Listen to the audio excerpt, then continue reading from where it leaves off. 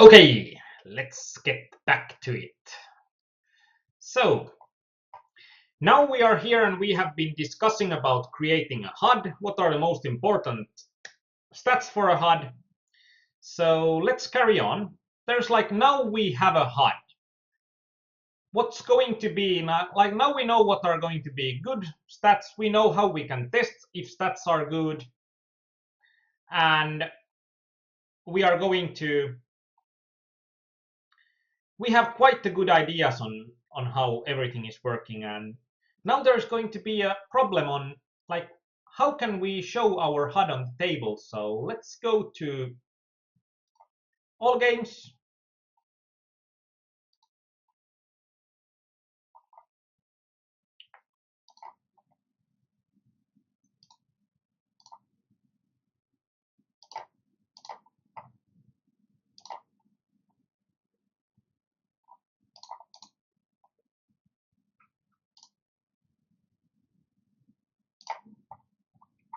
Okay, I'm having a hyper here, a play money hyper. So I'm going to show you how the things work. So PT4, get hands while playing. Soon we shall get our HUD here.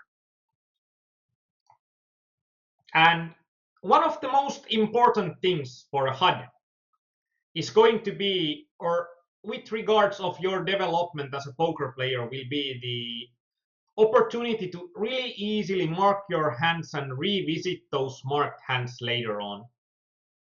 That's going to be one of the most important things you can use your HUD for.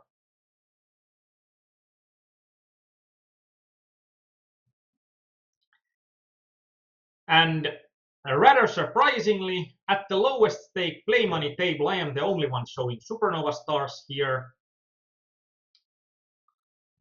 So I wonder, supernovas don't play money or in general or not. But it was surprising that it was really hard to even get this table, since this table just filled up so quickly that starting the table is really hard. Getting table started. Okay, now the HUD has arrived on the tables. So what do we do first when the HUD arrives on the tables?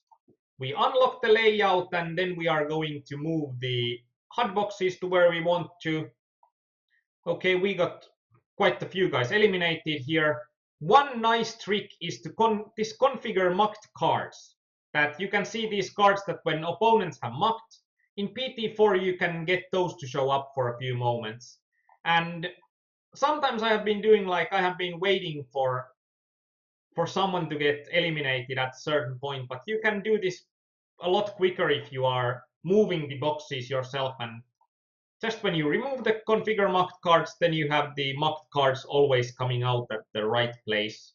And also the configure mocked cards, it's also, we can move this where the table itself gets. I think that's really useful and makes it easier. Okay, we have now everything we want at certain points. Lock and save layout.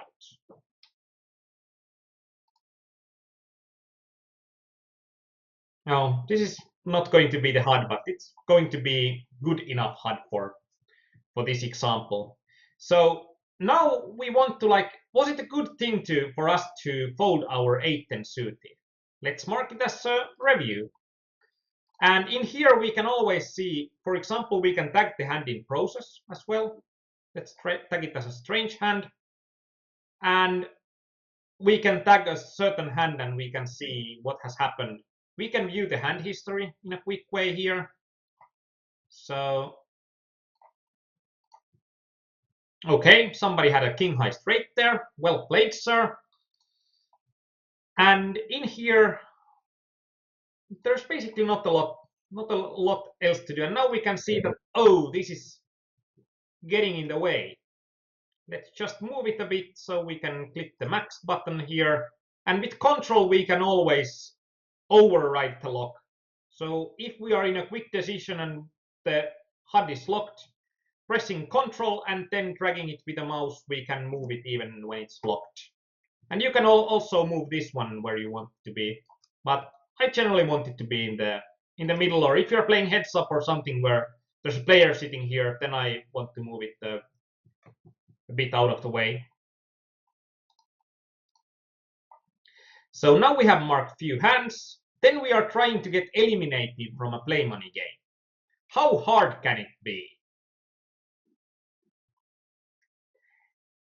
Any ideas? Do I win this tournament by shoving every hand? Or basically it's also that what's going to be the worst? Pretty much what's going to be the worst strategy here would probably be calling everything. Unsure. Unsure if shoving everything or calling everything would be the worst strategy in a play money game. In real money game, I think that calling everything would result in quicker eliminations than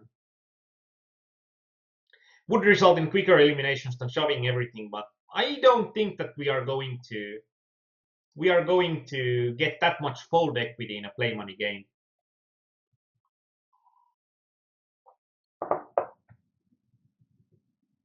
And of course, now you can see that my stats started at 1 again. It's because the less players on the table, we are going to go through that as well. What are the other options for HUD? Yeah, we can call any. We have a great hand here. So I'm just trying to get eliminated from this table so I can show you more about PT4. PT4 and starting to get more successful in getting myself eliminated from this table. And generally I like to go, like, if I test something with my HUD, I usually go play something like Choom cash game with play money or something like that. With PT4, it can work on a play money table, so you can do all of your setup work on a play money table. And when you can do all of your setup work in a play money table, it's going to help you quite a bit, since then you are never risking real money for getting your HUD worked up. Yeah, fold equity. I wonder when the guys are starting to know what's hitting them.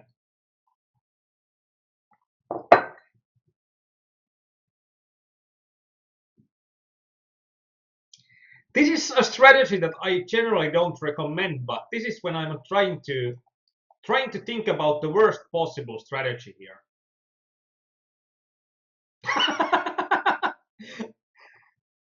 I'm trying to think about the worst possible strategy here, and I think my opponents are like, if opponent is playing against a guy that will shove every hand, limp calling with 5-6 suited is going to be quite close to the not worst strategies. Didn't even cash. No, I just can't get eliminated. And they have said that I will so win.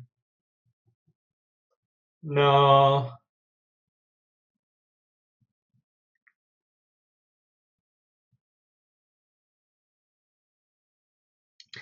Can't be winning, can't be using all of my run good for this kind of a game. But okay. Now we have some hands from today. So we can have like this view today's hands. And this is usually what I see people doing, that when they are looking at their marked hands, they are looking at here that, okay, I have my marked hands, so I can see them here. But then it comes to them, what if I marked the hand last week? Where can I find that one? And that's going to be why you are always creating a H hand report. And with this hand report, we can finish, like, we can have like this. Let's say that we are having like date. Let's say that this month. And for Aarnimetsa, then we can see our 12 hands that we just played. And in here, we can see the marked hands. We can arrange by marked hands, so we can then take a look at them. Or we can use show marked hands only. We can also select by tag if we want to just see review hands. And it works even if this so mark hands only is not selected. So if you can't see your hands, look at this spot here. If it shows a tag is selected, then it will filter hands for it. So, but this is something that's one of the most important things that you can do for your poker development, is to start marking hands when you are playing. Since if you are marking hands where you are not sure what to do, if you are analyzing them, for example, in our hand analysis forums, if you are analyzing them yourself, it will be way easier to develop that way than just develop by playing. So mark hands, and now you know how to mark hands, so there are no excuses on why you shouldn't mark hands.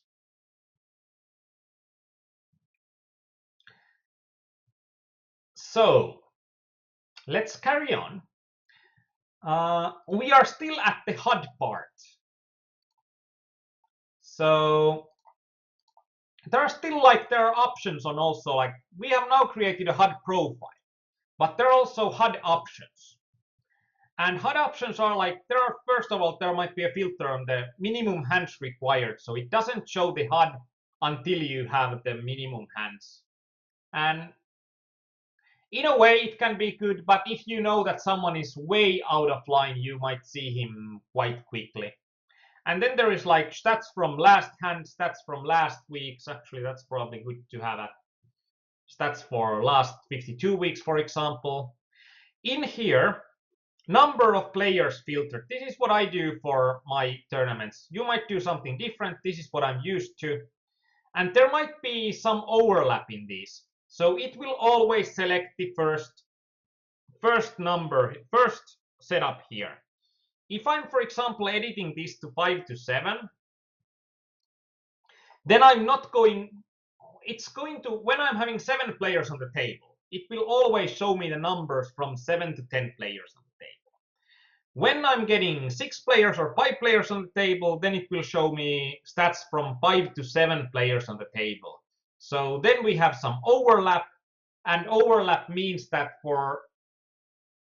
we don't start stats at 0. Actually, this is something that I have been thinking about playing around, so let's play it around. And for heads up, I don't like to get any other information, since you can't get that many ideas on how a guy will play heads up from, like, if you are taking 20 guys and you are looking at their pre-heads up stats, and then you are looking at their heads up stats, you are not going to get a lot of ideas on how the guy is playing heads ups.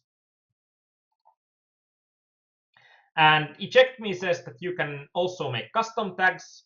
Yep, you can make custom tags that are going to show, or you can mark with custom tags.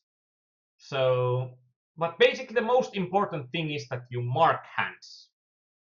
You can also filter for tournament stacks, but I don't advocate using this filter for tournament stacks, since you are going to get in the problems with no sample size quite quickly. Like right now we are getting in the problems of that you just don't get the sample size. So when you don't get the sample size, even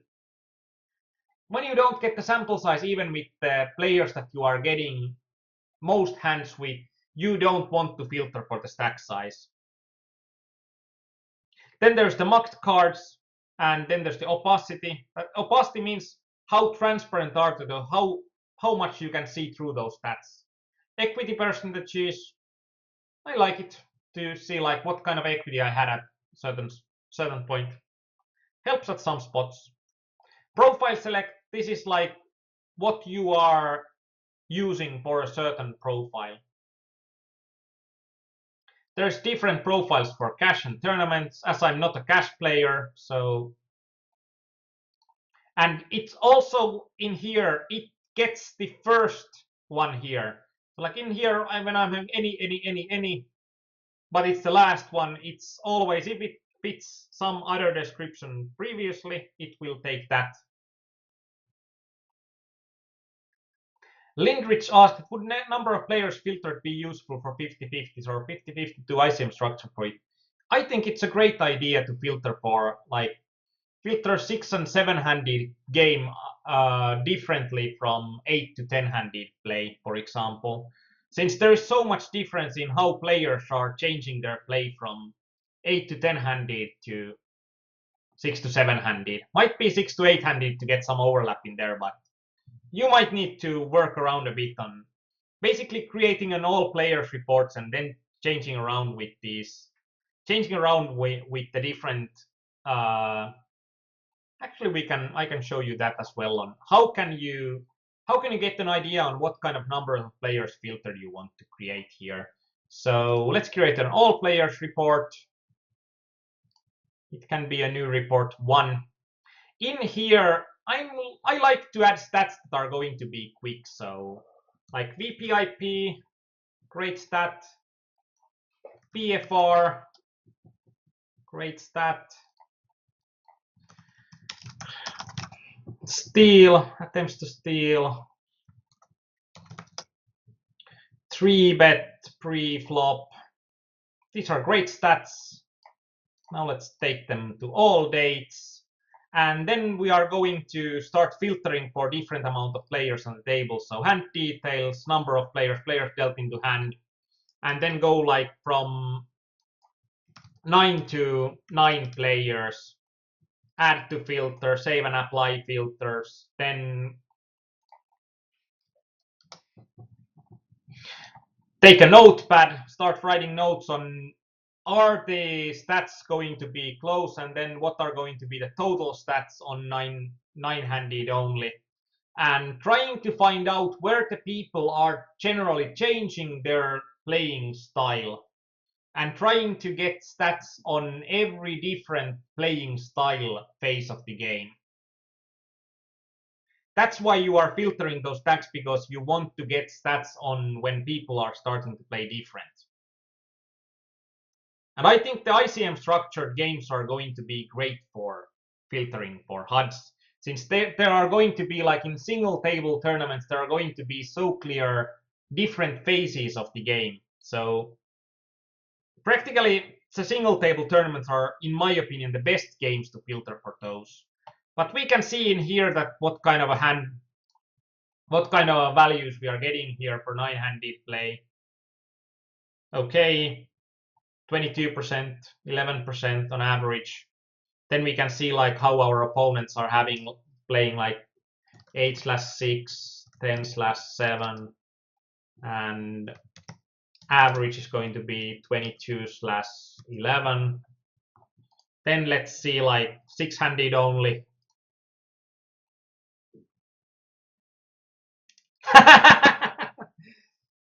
Marcus Weiss says that almost getting excited about transparency. I thought you could say how transparent the villains cards are.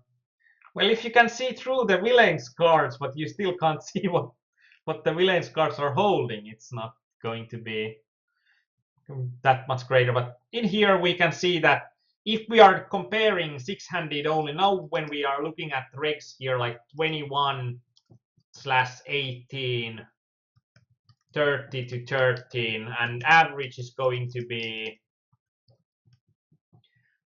So we can see that from 9-handed to 6-handed, there's going to be a big difference in those average stats on what we are going to get on our opponent. Let's get 4-handed then. And then 4-handed, we are going to get something like 31/33, 35/32.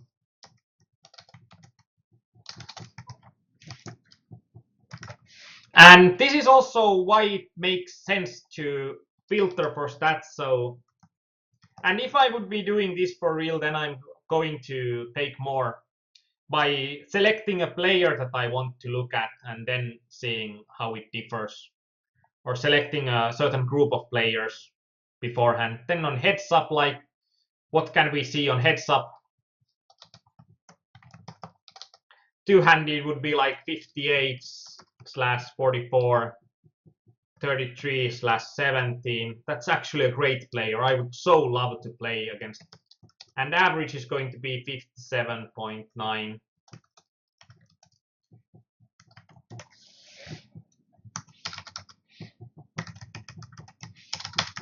So this is something that when the different stages of the game are really different, then you want to filter for your stats that you can get the best stats for the phase of the game you are in. And of course, like if we are having these 9-handed stats, but we are having a player like Capitan Tino that we have played a lot against like Capitan Tino, we have played a lot against him in heads up compared to the other. Like he might look to, if we are not filtering our stat, he might look like a maniac to us, even though he might look like a maniac to us, even though he would not be.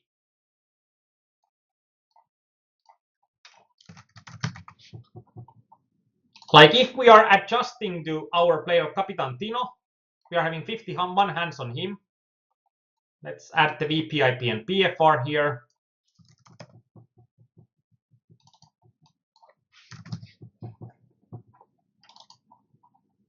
VPIP and PFR. This is filter for heads up only. This is filter for 9-handed only. And if we are not filtering at all, we are clearing our filters, then we can see that, oh, this guy is really aggressive. But is he really, or if we are just gotten most of our hands really short-handed?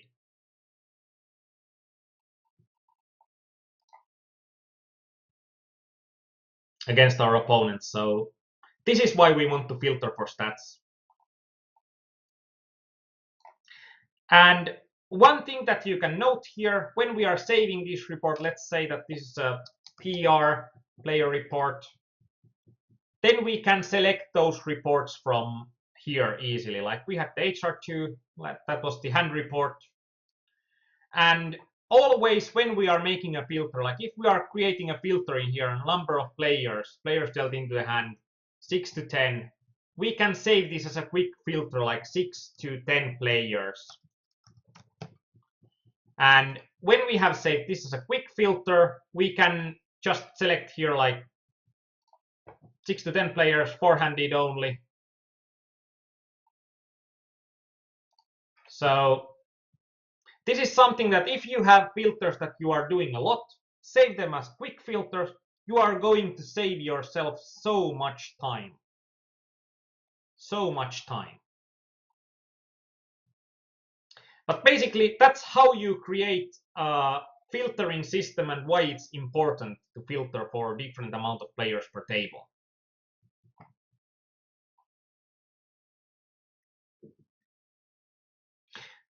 Okay. And this is also where you can find your marked hands. That's already going through it.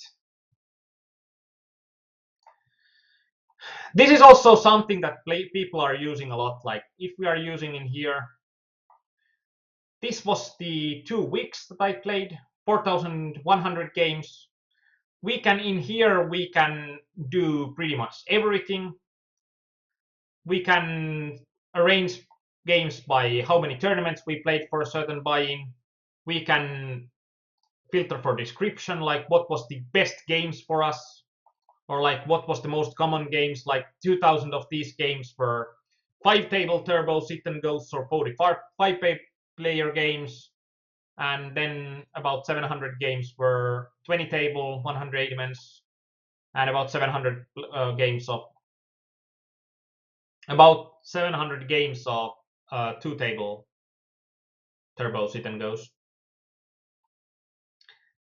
And in here we can just double click, like if we want to see how did we do in 2-player or 2-table games, we can just double click and then it shows us a graph pretty easily. And it shows it here that it's filtered. Here we can see all the different buy-ins that we had. If we want to see only certain buy-ins, we can show it like, oh wow, we didn't get that lucky in $15 games. And always we can go back in these filters. So if we click a filter, then it removes the filters, or we can just go back to root. There are the different filters or for certain dates. we can select a certain date. We can select today. Today there is the play money game. There's no money moving in the play money game. There's no money in play money games. They are not that fun poker games to play. What else? What else? There might be single table tournaments. There are not a lot. When I played these games, there were a few more, since the best way to use FPPs while I played these games were the 6-max hypers. So I played quite a few of those. Gotten $200 of rake back from those. What else? There are some cool stuff, like if you are filtering up for race first, you can go drill deep for your opponent's game with this Hold'em hand range visualizer that you can find in statistics. Like race first in, and we can have here like if our opponent is positioned at exactly, let's say 6, like what have I opened in UTG? What does the range look like in UTG? Or actually we can also select it from here, that what's going to be the, and we can see the hands here also in more detail.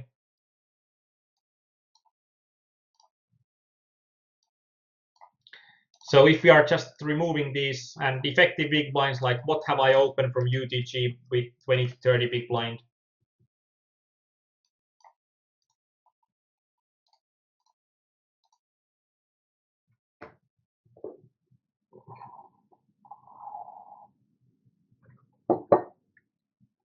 But this is cool, especially if you have a player like we had the player when that we had 1,500 hands on. So it starts to be enough that we can take a look at his ranges in here. Hmm.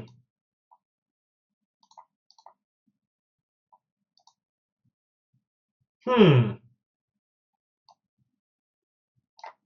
Ah.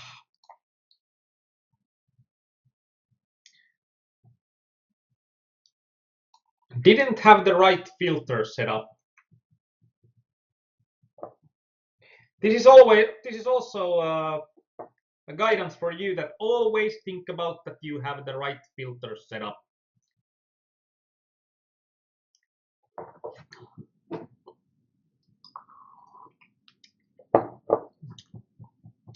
And if you have any questions, always when PT4 is loading, it's going to be a great time to ask me questions.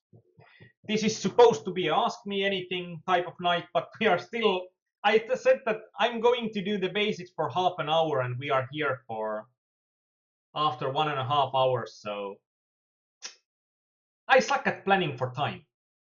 Calleon did a lot more efficient job with his Hold'em Manager video, since it was so much quicker.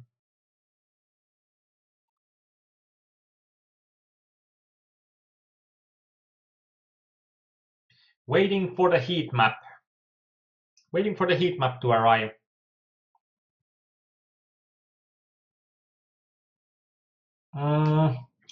Lindrich asked, what is the easiest way to see if you are winning or losing EV through certain actions? For example, how much EV have I gained or lost when 3-betting pre-flop? Wow. That's going to be a nice question. Let me think about it a bit. This is also something that I'm probably going to. Basically, for a certain action at a certain point, we always want to compare what we have done. We always want to compare on the other possible options that we can do. But it's not going to be easy. Like with 3-bets, you can usually see that you have been winning a lot of money, but it's usually going to be also that when you are 3-betting, you are 3-betting with the better, or you are 3-betting with the stronger range than you are folding. Makes sense, right? But then it will be that you need to think about with a certain hand on what kind of a lines that you are taking, and you can't get like you can't that's something that you can't get easily an answer to. You can get like if some action on average has been better than folding by putting them into a report and uh, then trying to go through the report on with the different options that you have, make a filter on, like with three betting you are interested in filter for hands that you are facing, you are having a re-raise opportunity. Wow, I have been such a nit. So you can see here on my early opening from 20 to 30 big blinds, it has been at least pocket eights or ace jack off.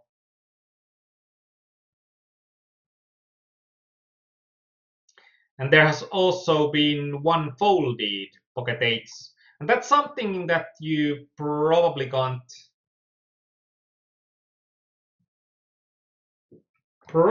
get. Actually, I need to check it. Like, let's arrange this by whole cards.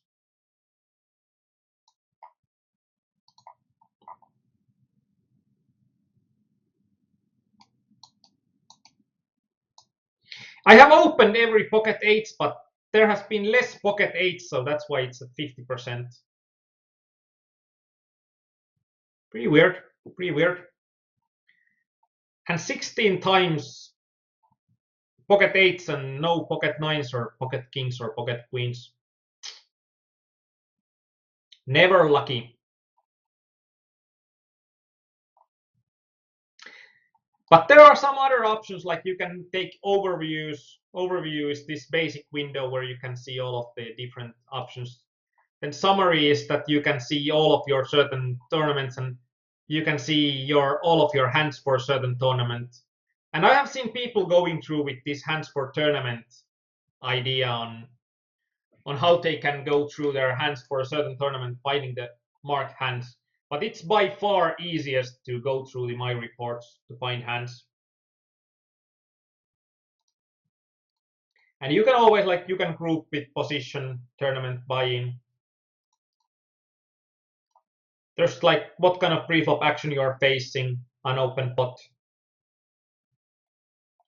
But the good from Brach's question on like what would I do in here? It would be I would create a player report.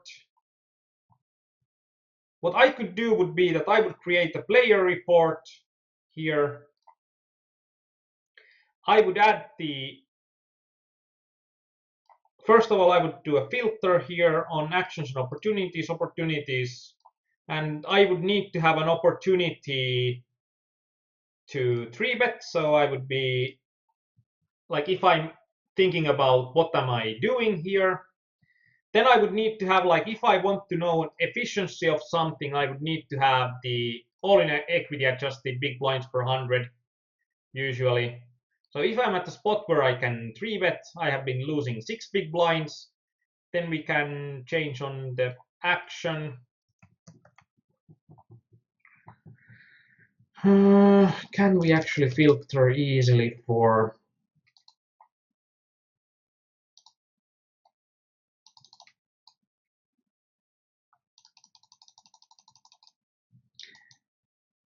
like, then we can add filters here that if we are on average, if we are doing 6 PBs, then we can see on the actions and opportunities pre-flop raises, then how often did I do a 3-bet here? And with 3-bets, I see that I was winning 338 big blinds per 100. And then it will be also on, okay, what kind of a hands did I 3-bet with? So there's actually, I think it's whole cards. So then I'm seeing a hand here. Stream down.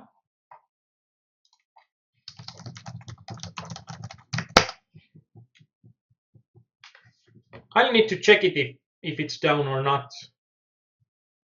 Sorry about it. If it's down.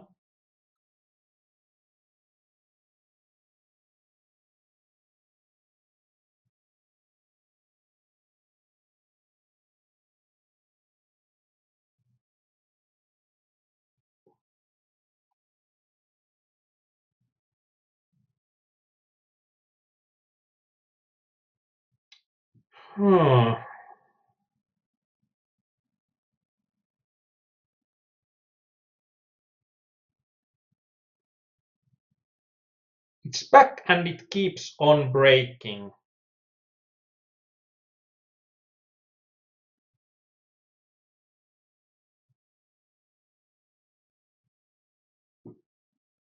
Okay. Lindrich says that is this video going to be online later on? It's going to be online later on.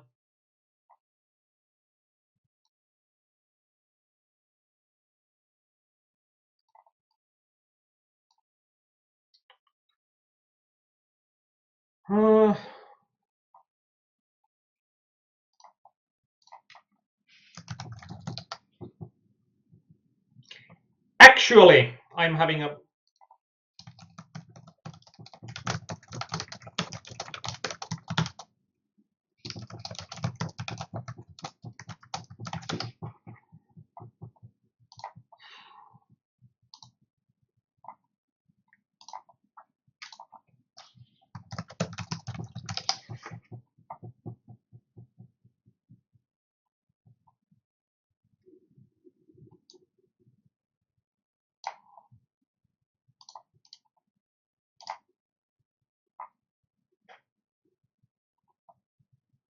okay. We shall be back. Sorry about it. That it probably screwed up quite a lot on Twitch's end, but it was my fault. PT4 did pretty much use not PT4, but the Postgres did use almost all of the processing power. So I'll need to restart my PT4.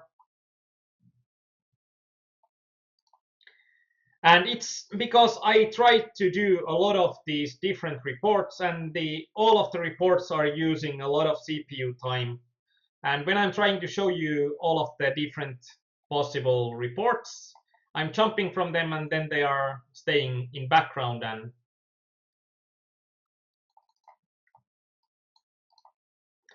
then they are staying in background. But we were here looking for but basically I would be looking on how much I'm making when I'm three betting and how much I'm making when I'm not three betting, and then seeing some of the hands that if I'm folding. Basically, it's something that you'll see a lot more without going through stats, but you'll see a lot more if you are going through strategies with something like Hold'em Resources Calculator, since it's going to be a lot more about what do you think your range is in this kind of situation. And thank you for saying when the stream was breaking up. That's great, since that helps a lot. So thank you for saying when the stream doesn't work, so I can try to see what's going wrong. I have so much stuff on my other screen, so that's going to be... So I couldn't see the dropped frames on my OBS. But basically, now it's the time that you have all been dreading. It's the time of the PowerPoint, the almighty PowerPoint.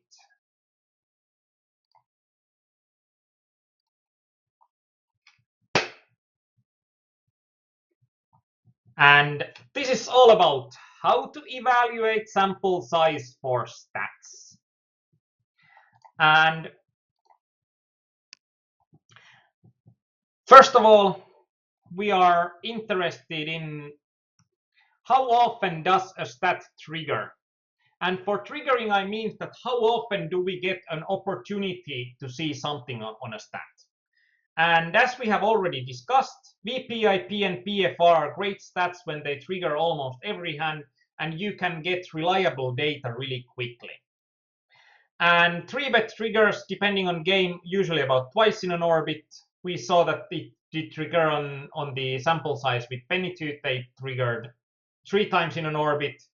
And steal stats will trigger more often in 6 max tables than 9 max tables. So you'll also need to understand the standard structure you are playing and how many players there are on the table. The less players there are on the table, the more likely on late position it is that you get an opportunity to steal. So, and observe your opponents like we did, that if you can't get sample size on the players you have most hands on, you definitely do not need that stat. And if you can't get sample size on average reg, you probably don't need that stat. And overvaluing a stat that is not reliable will lead to bad decisions. Like if you are going to that, I am going to 3-bet this guy when we have played 100 hands and he's supposed to 3-bet his 100. So I'm going to 3-bet him with 7-3 off since he always folds.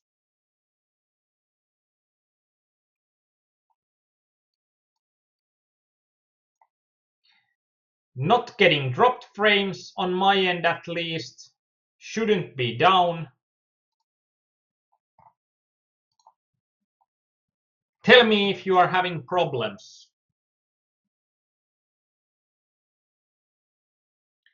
Tell me if you are having problems with it.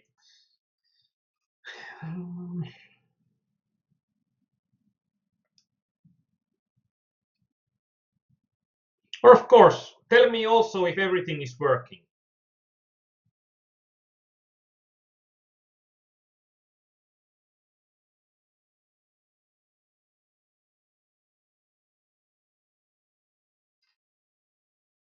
Trying to use my phone to start checking if everything is working, so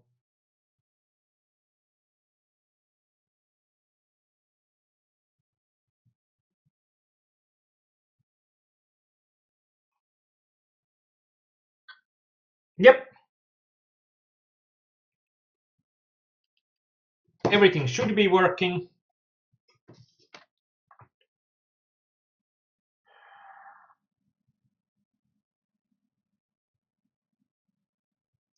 Really interesting, really interesting. Shouldn't have a problem on my end. If you are having problems, try YouTube as well. If you are having problems with Twitch, if it's on Twitch's end, I don't actually know.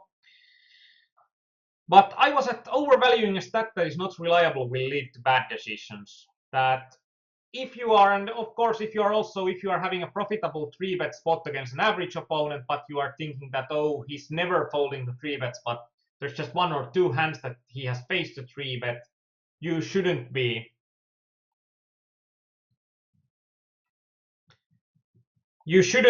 making decisions by the stats before they are going to be reliable. Okay. If you shouldn't make decisions on before your stats are reliable, how will you know what sample size is enough? The bigger the differences you are going to need, the less hands you are going to need. For example, if there is a player that's played like 70% of hands in early game 9-handed for 20 hands, you can quite likely say that he's playing too loose for the game. Okay, there will be chance that he's going to be a 11 percentage player, but just having great cards.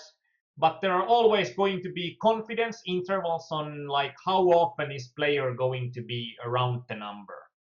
And generally you can know some kind of a confidence intervals. Like usually it's going to be a cone shape that most of the players are going to be quite close to the stat, but they might be quite far away depending on the sample size.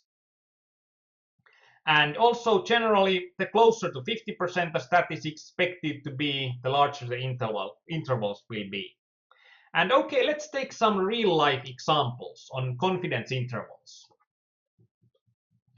If we have only 5 samples and our real rate would be 30%, our 95% confidence interval is that our opponent with 95 confidence will be between 0 to 70%. So with 5 samples, we can say that with a high certainty, we know almost nothing on our opponent. When we are going down with it, like after 100 samples, if we have 30% showing on someone, we can see that with 95% certainty he's going to be between 21 and 39%, which is going to be quite good, since it's going to be quite likely that he's going to be like 70% likely that he's going to be just between 25 and 35, and even 25% that are going to be farther away are not going to be problems. And with 1000 samples, 95% confidence interval is about 3% difference, but for 30% real rate, and with 70% interval is going to be around 1.5%. So with 1000 samples, we can be really close to an opponent's real strategy. And with 5000 samples, we can be within 1 percentage point with 95% certainty. So for a stat, if we want to be really clear that opponent is really close to something, we'll need to have 5000 samples. Not fun. So it's not going to happen often. And this is also something that stats are usually going to be educated guesses rather than completely accurate representations of range in a certain situation.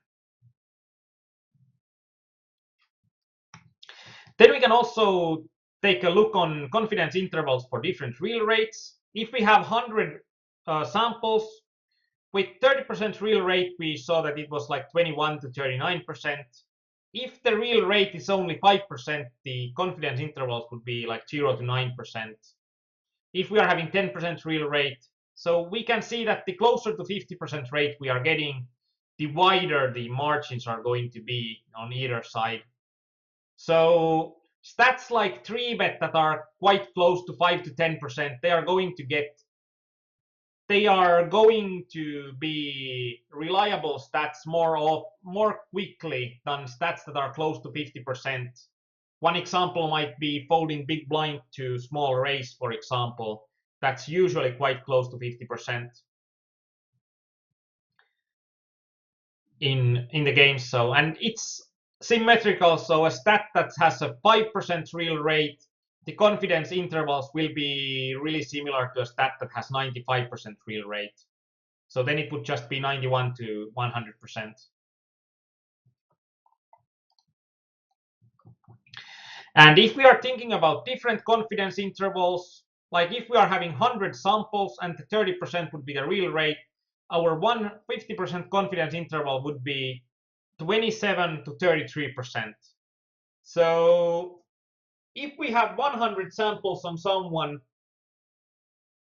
we can say that our educated guess is going to be that he's going to be within 3% of his real range.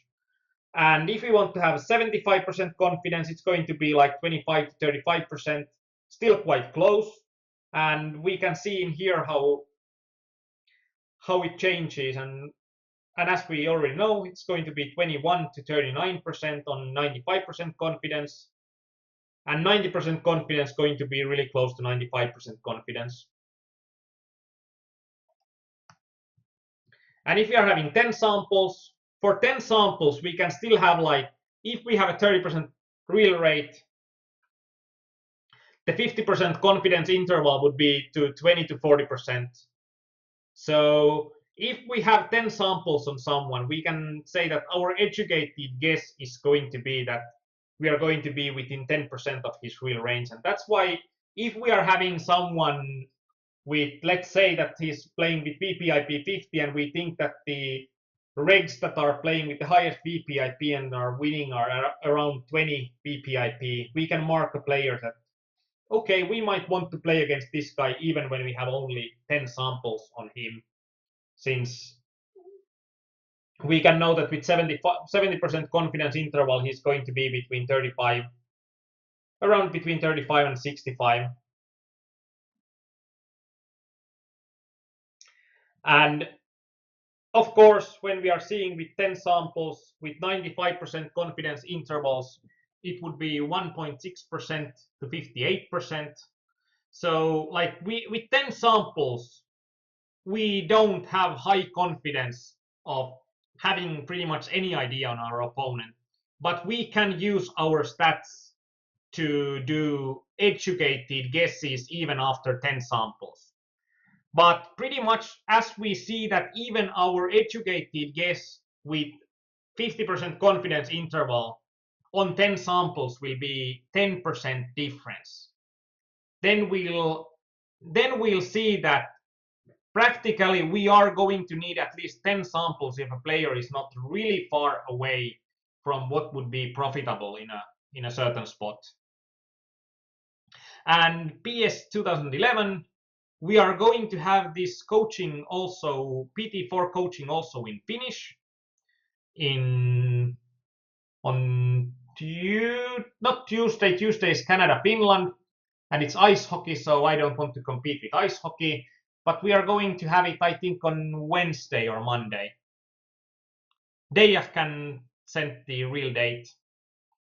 But we are going to also talk about this, and this is something that I have never seen in any other places, to see on how can you evaluate sample size for stats and getting a better idea on it.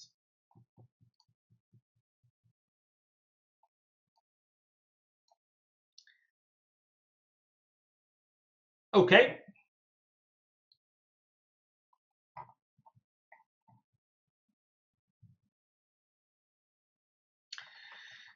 So getting back, so we had Good from Brass question on the how can we see, and now we see that re-raise opportunities 3-bet, and we have raised to 3-bet. And mainly we are thinking about here that can we have a sample size on some hand that is going to be way less than 6 big blind per hand. If our average are like, we can also see on if we fold what's going to be the average, like then consider on what's going to be our average if we fold, what's going to be our average if we call, and comparing it to that. But usually you can't do an easy workout in this way, and usually you should be doing it with the ICM calculator, like, or pre-flop calculator like Holder Resource calculator, to get a good idea if you should 3-bet something or not, and try to go hand to hand, since you are going to get way more information trying to build a range versus range model rather than seeing what has happened on the tables, since there's so much variance on what has happened on the tables.